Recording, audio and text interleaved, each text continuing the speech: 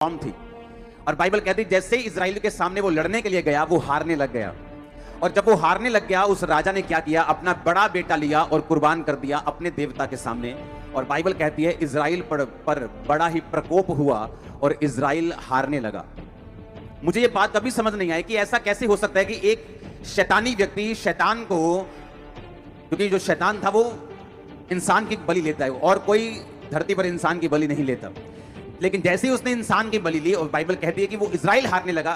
क्यों इजराइल हारने लगा? अगर परमेश्वर इजराइल के साथ था तो शैतान का काम सफल कैसे हो सकता है? उसमें परमेश्वर हमें एक सीखने के लिए चीज बोल रहे हैं। आपका वैरी, आपका दुश्मन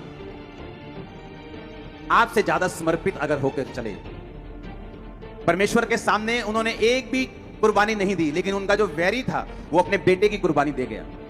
परमेश्वर इस बात से गुस्सा था इजराइल के ऊपर से कि तुम्हारे दुश्मन को कुर्बानी का बोने का अर्थ मालूम है, लेकिन जो मेरी प्रजा है इनको कुर्बानी का बोने का अर्थ मालूम नहीं अभी तक। और बाइबल कहती वो हारने लगे और बड़ी सोच में पड़ गए कि अगर परमेश्वर हमारे साथ है तो शैतान हमारे ऊपर अटैक क्यों कर सकता है, वो हमारे ऊपर कब्जा कैसे कर सकता है, वो हमारे ऊपर सफल कैसे हो सकता है। जब मैं छुटकारे की आपसे बात करता हूं तो ये बात ध्यान में रखो कि छुटकारा सिर्फ परमेश्वर के ऊपर निर्भर नहीं करता। ये 50-50 की गेम है जहां 50% आपका और 50% परमेश्वर का होगा। इसलिए बाइबल कहती, परमेश्वर ने कहा तुम परमेश्वर के यीशु मसीह के सहकर्मी हो। तुम्हें नौकर नहीं बोला गया, उसने कहा तुम प्रभु यीशु मसीह के सहकर्मी हो, तुम उसके साथ मिलकर कार्य करते हो।